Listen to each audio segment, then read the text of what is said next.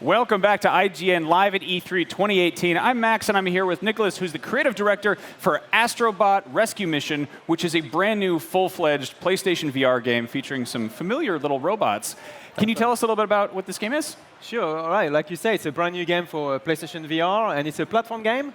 So it's mixing, the modernity of VR, but with a classic genre that goes back, 20 years. So it's a game in which you're going to take control of Astro, and you're going to go through lots of levels rescuing your lost crew. And these are the little robots we saw initially with the Playroom VR, which that's right. And before that, even the Playroom. So we have a history. Our team used to develop games that were kind of like a showcase of the hardware for PlayStation 4 and later for PlayStation VR. And in Playroom VR, if you remember, one of those games was a sample of what Astro Bot ended up being. It was called Robot Rescue. It was like a small platform game, something we wanted to try to see if people reacted to well. And as it turned out, actually the gamers were really into that one game and wished they had made a bigger game. And we were also planning to do this, so we that confirmed that we should do it, and today we're able to show it. Yeah, it's. I think this was actually. I think the Robot Rescue was one of the first things I did using PlayStation VR. And now the problem with VR is that if you look at video of it like this, it doesn't really sell the experience of having the headset on and really experiencing it. And I think there's also that mentality that VR should be always first-person experiences, and that's more immersive. But there's something really magical about doing, something as familiar as platforming in VR. Could you speak a little bit about sort of the process of designing something, a classic genre in VR? I think, we had the exact same thought at first when we were doing like prototyping. I'm talking about back to the, Project Morpheus days, And we were doing a lot of first-person experimentations. But then we thought, how about controlling a character just to see what it's like? And because we were trying lots of things, we were able to try. And very quickly we realized there was some appeal into controlling a character, because you still exist in that world as an extra person. So actually, you're not replacing yourself with somebody else. You're making a complement. And now there are two characters in the world. There's you as the big giant watching, and then this little guy that you control. So straight away, making an eye connection with that character and yourself. And you can see that in Astro Bot, where the character looks at you and kind of waves. That's already a connection that is unique to VR. But then there is the whole gameplay. Like you said, it's difficult to see it on a TV screen, but once you experience in VR, when you look down and you see like a platform down below, like 20 meters down below, and you can drop down with your character and then bounce back all the way up, and you have this kind of vertical experience, that's already something that is like really unique to VR. And further to that, there's also the perspective play. So in platforming games, very often it's about finding the path, to get past obstacles, and being able to lean sideways to be able to see the platforms, and having a kind of physical play on top of the platform play. It's very powerful, and it's very playful in itself.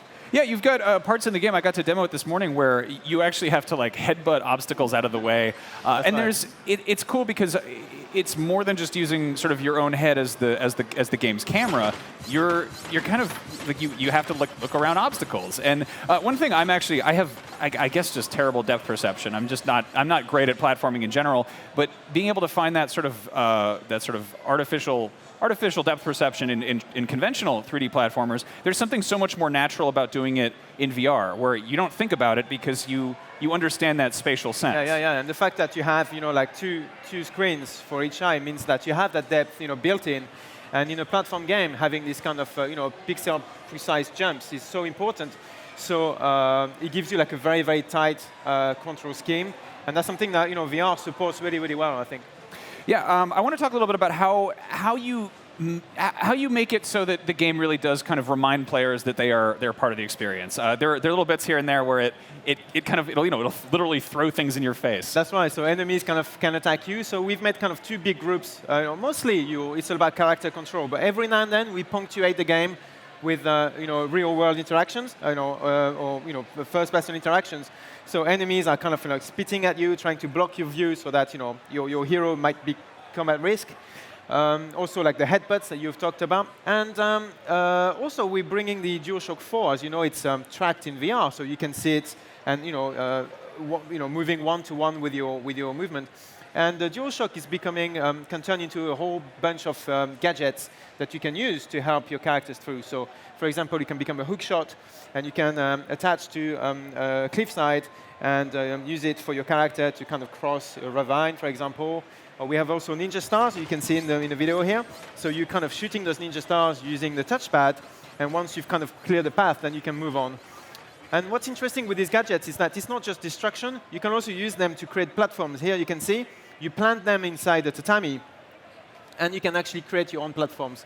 So there's a whole kind of like extra layer of gameplay which is made possible using the controller as an additional input method. Yeah, I like it because I mean, you look at conventional platformers, and typically there's the protagonist character, and in this case, it almost feels like the controller and your head are also characters in this sort of three-way cooperation. Right, it's very much a team.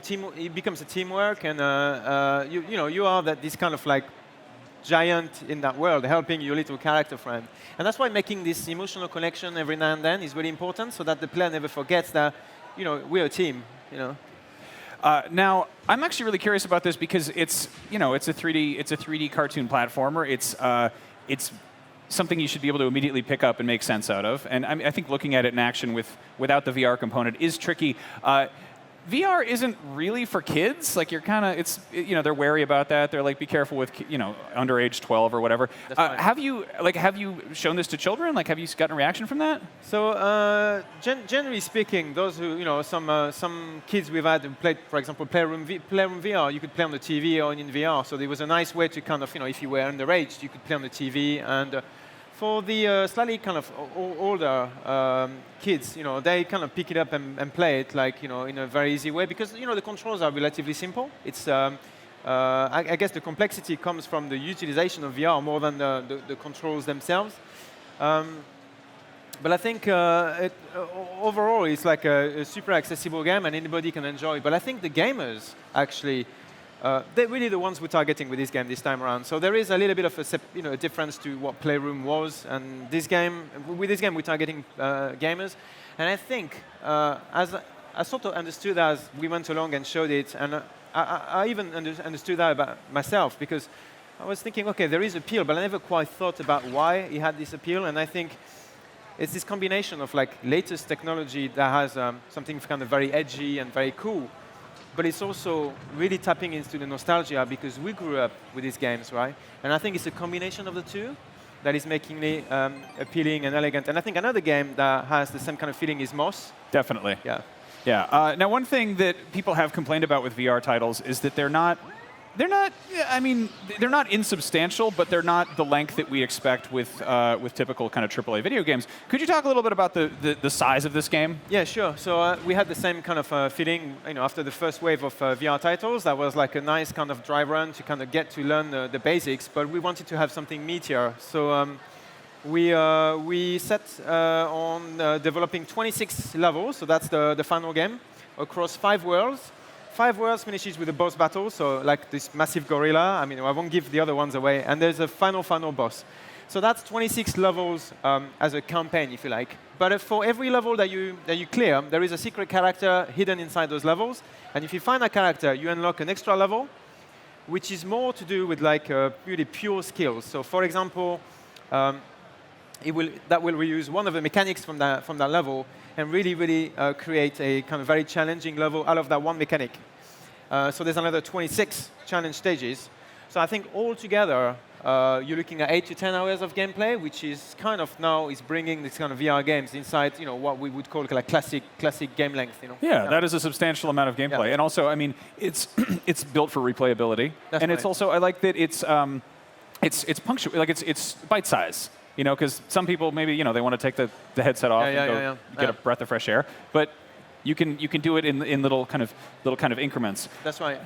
Now, you clearly have been involved with PlayStation VR for quite some time. Could you talk a little bit about sort of the reception it's had and how you feel about the future of PlayStation VR as a platform? Yeah, I mean it's been great. Like when we first started working on PlayStation VR and Project Morpheus, I mean we knew very little, but I remember one thing is that.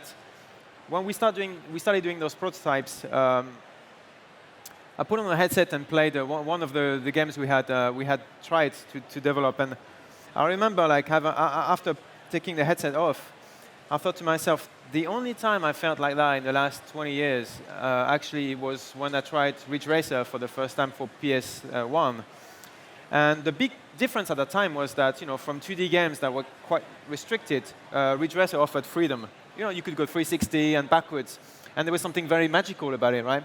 And I remember that PSVR gave me the same feeling. After 20 years, it's a long time before having the same kind of impact, So I'm very kind of confident that VR has got enough kind of magic and innovation to offer, and that it's up to us, I suppose, to explore and to continue kind of exciting people with content that is both accessible, like Astro Bot is, I hope, is a good example of that, where it's utilizing a lot of the gaming history, but also bringing in a lot of the uniqueness of the new technology, and perhaps having this combination is the best way to convince people to try new technologies like VR. Yeah, I mean, it's taking something familiar and giving it a whole new. Yeah. I feel like dimension is underselling it. It's really, there's a lot going on there. Yeah. Have you had any moments when you were kind of building the game where you'd play through it and then you'd remember that there's an entire thing behind. There's a you can turn around. There's stuff behind you, and you're like, oh, we need to add stuff there, or did you? Yes, all the time. To be honest, like we're always looking at ways to kind of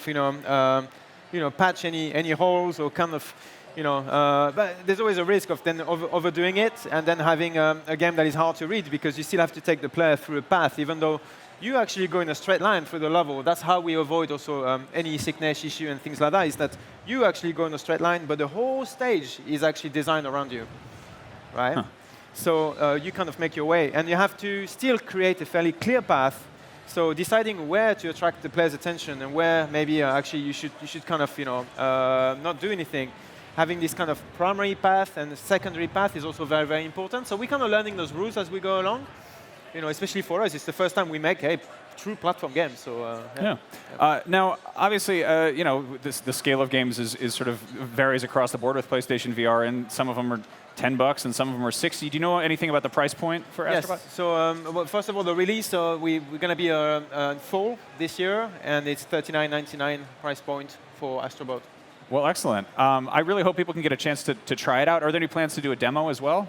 Yes, we have. And of course, we've got it on the show floor here at E3. We've got 5 pods running, full on. Great. And if people have the chance to go and check it out, then I really advise them to do that. Wonderful. Well, Nicolos, thank you so much for coming by and showing off Astro Bot Rescue Mission. That's out this fall. PlayStation VR is really cool, and so are video games in general. We have lots more coverage on video games right here on IGN, live at E3 2018. So don't go anywhere.